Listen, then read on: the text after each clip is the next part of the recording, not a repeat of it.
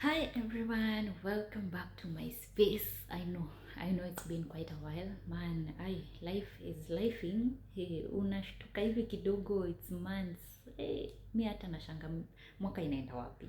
Yeah, but thank you so much for being here. I know it's been a while. However, anytime wenye nitakuwa ninaweza kuupload something, definitely I will be doing that. I'll be sitting down. Kama leo, I think there's a lot in my mind, so I'm gonna do quite a number of them, God willing.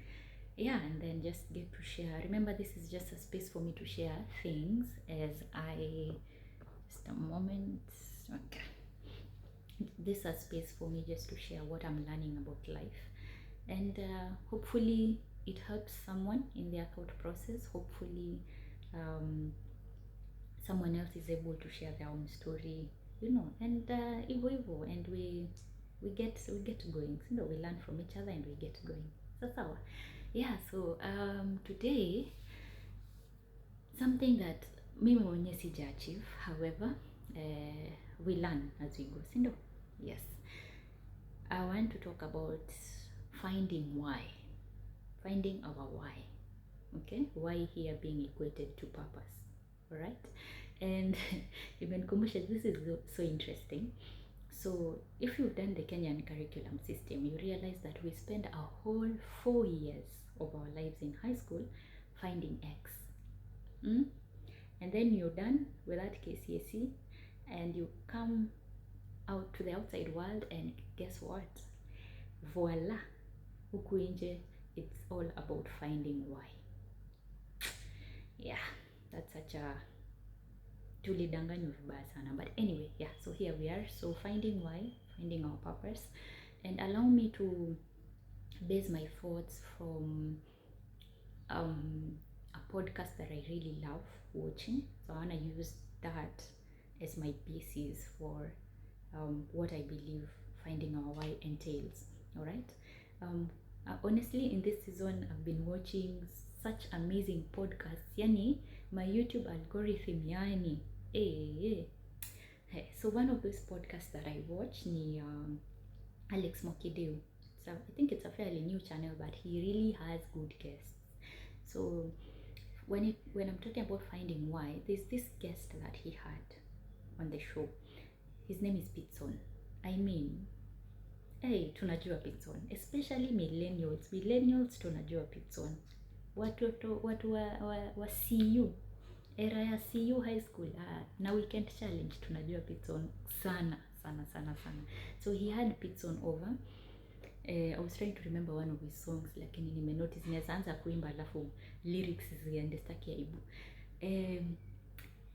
He was sharing about his life story, and he quoted something from the Bible that really intrigued me, and that is where I would like to base our why today, because niliona ikiwa very interesting. So Pitson alikuwa anasema, tukiangalia the story of David in the Bible, and allow me to paraphrase for the sake of someone who may not have a clue of that story, okay? So just to brush through, and then we get back to, my thoughts on finding our why. So David is the last born of his father. There are 12 kids. So basically yeye ndio ule mtoto wa kutumwa in an African home. Wewe ndio ule wa shika hii, peleka hii, umepea kuku maji, umefanya nini. So he's typically that kind of child. His main responsibility in the home is to take care of his father's sheep. All right, and he does that so well. I mean, when he's out there in the forest and in the fields, he's fighting lions and I don't know what, I'm forgetting the other.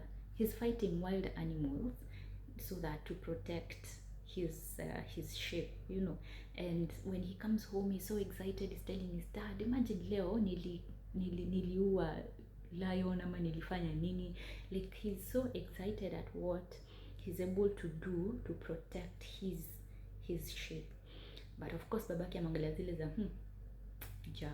Japanese, But anyway, so that's basically David's normal life. Of course, because he's the last born, the other older ones, they have more serious responsibilities. One of them, they are the ones who are being chosen to be the soldiers in the king's army. Okay, so remember the Israelites back then, there was quite a number of wars and battles, and uh, once in a while they would be called upon all the sons to go and form the army that goes to fight and win the battle for the whole clan tribe. So of course by this point we know that David hakuna vile hata baba yake anaweza mfikiria when it comes to such, si ndio? Hakuna vile. So it's the older sons. Okay, so the Israelites are in this season where they need to face the Philistines. Yeah, the Philistines have been threatening them. They want to take over their land, nini nini, and the Philistines have this one jitu la miraba minne, ndio hiyo Goliath. And this Goliath is so scary. Yani even King Saul, the king himself, is so scared. Like he's looking at his army in the thousands that they are in, and there's no one who can face this Goliath, you know. But anyway, he still, puts a team together, puts an army together, and now they need to go and fight Goliath. And even the soldiers themselves, man, hawajiamini. Wewe unaangalia kimtu unashangaa, how how are we even supposed to defeat this person? But that's the season the Israelites are in. So back to our David, of course yeye ndo mtu wa mkono nini nini. So the dad tells him, chukua hii chakula, pelekea ndugu zako in the battlefield. Alright, typical responsibilities the last born, kutumwa tumo. So he does that. He leaves his sheep in the care of another shepherd, and he goes to take take the food to the other brothers. Okay, so he gets there, and of course for him it's a very exciting trip and thing he gets to do, because kumbuka yeye ameshazoea tu maisha yake ni kwenda kuchunga mambuzi na whatever.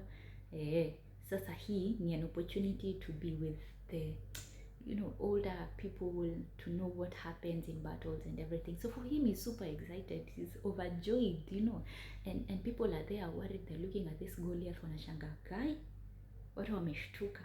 But David is like, huyu ni nani mwenye anashtua watu? I mean, who is this? Huyu ni mtu tunaweza shinda nini. But him, hata I'm sure those who are around him wanamwangalia tu zile za mtu huyu hajui ni nini anasema. Mtu hajui, hana idea, like they're looking at the Goliath and they're wondering mtoto ni nini. But anyway, soon the word gets to the king and David is summoned and he says he would like to face Goliath. So the king honestly hana options mingi, he has nothing to lose either way, So he's like, okay, fine. So David is clothed up kwa hizo whatever ya soldier, hizo manguo za soldier nini sword and stuff. And because he's a very young boy, I mean hizo vitu hata ni mzito, they are not meant for kids, they are meant for soldiers. So he tells the king, hapa itakuwa ngumu sasa, hata nitatembeaje, and he tells the king hataki hizo dress code whatever zote, so anatolewa, him in his normal shepherd clothing with his posh and is it posh or poch, yeah guys, and his sling. That's all he's armed with. He picks up 5 stones, puts them in the bag, and is blessed by the king, and out he goes to the battlefield to meet Goliath.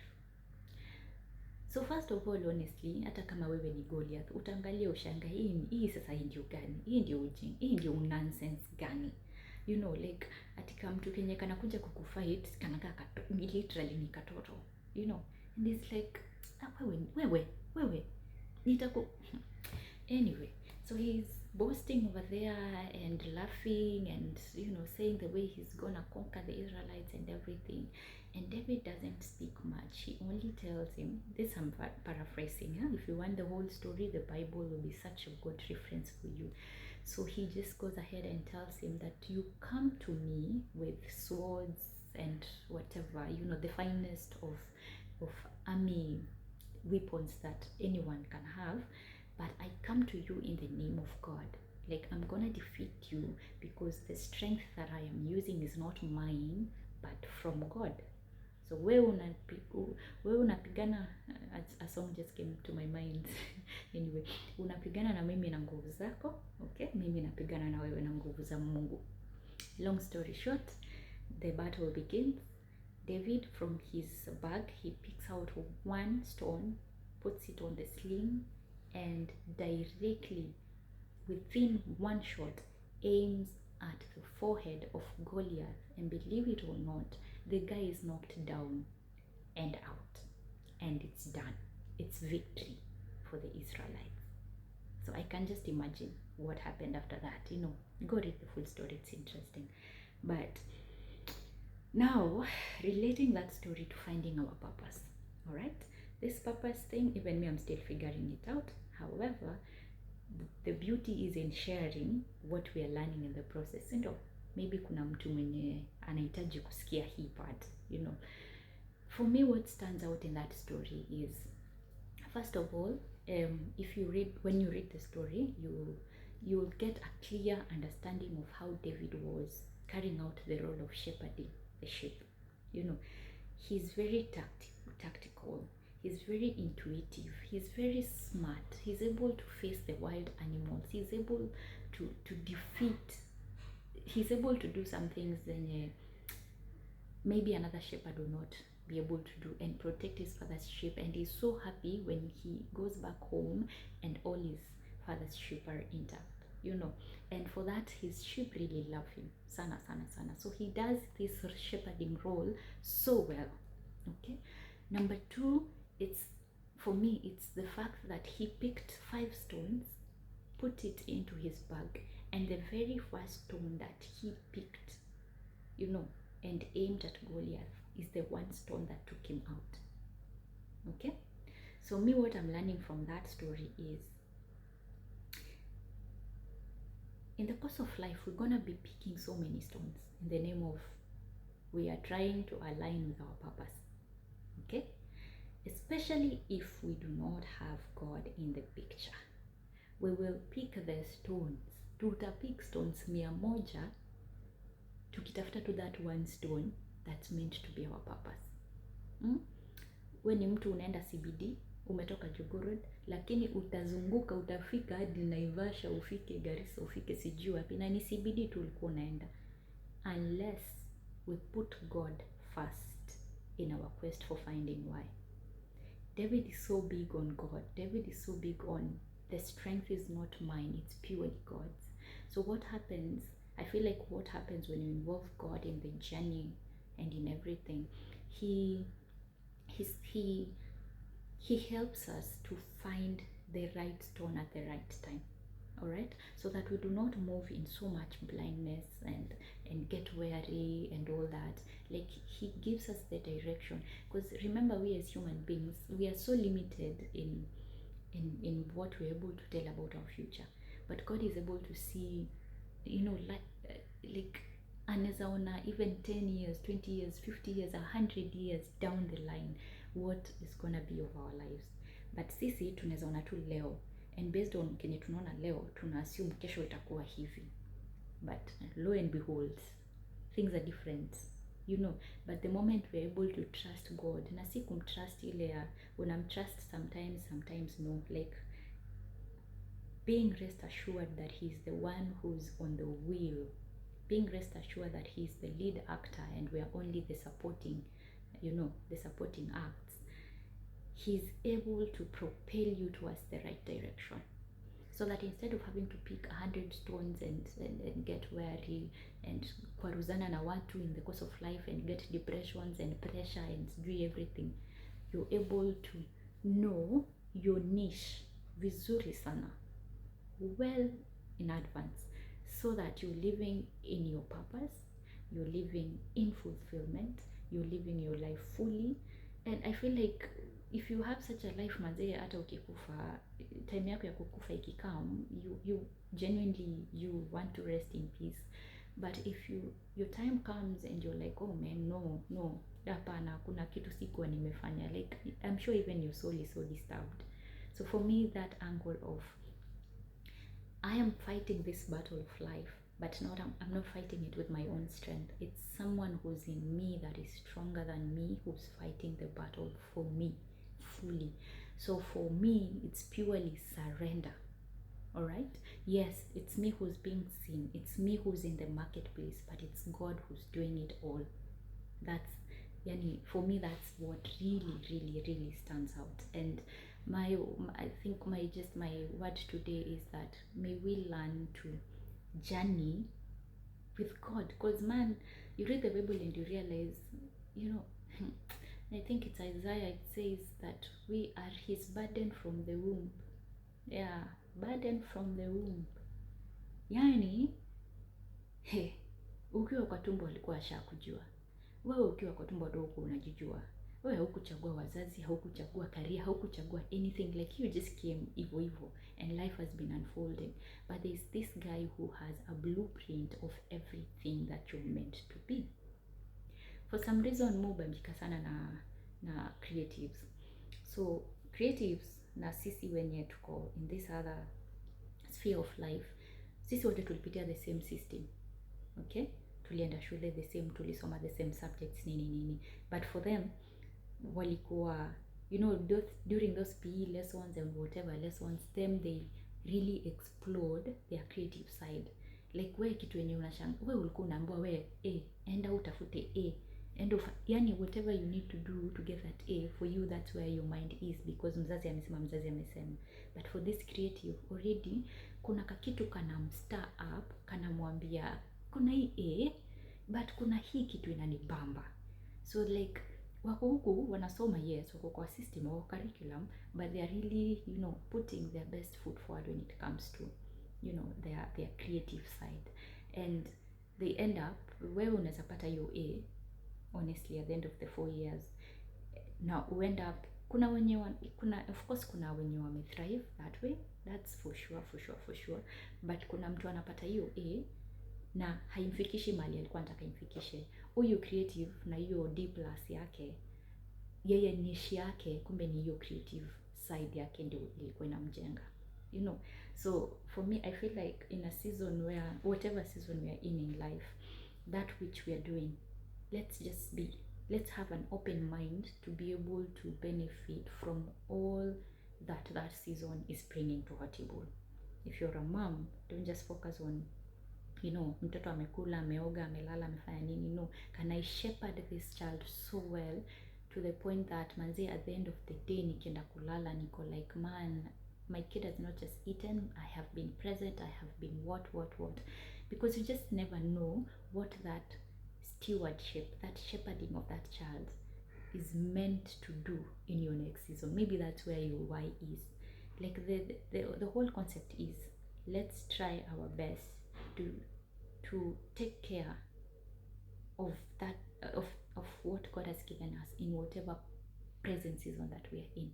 It could be a small role, a very small role, such as shepherding of sheep, but how are we able to give it our best shot, to learn, to whatever the obstacles that are coming and everything, to a point that manze by the time tunamalizana na hiyo role, we are the best shepherds, you know, that there can never be.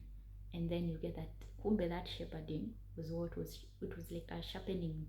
It was, yeah, ilikuwa na kusharpen for the next season, and because you're already sharp, your next season is on automatic. You'll know that first one, that first shot, and the right aim, and yeah, that's done, that's it. Yeah, so I'm in that space as well. Let us continue to engage and learn along as we go through life. And yeah, let me know what, when you talk about finding why, I mean high school tuambia finding X, but here we are now finding why. What is it that you're learning in your season as you try to find your why? And for someone who's already aligned, who's already in their line with purpose, how was your journey? How did you get there? Yeah, if there's something you can learn. If there's something you can teach us, share in the comment section, share through my WhatsApp, whatever. I will be picking anytime I'm doing a video and there's something intriguing someone told me, I'll just be throwing it in there. So and that's how we learn. Sasa, thank you so much for being here. I love you so much. Thank you, thank you, thank you for your time, and may God bless you until the next time. Bye.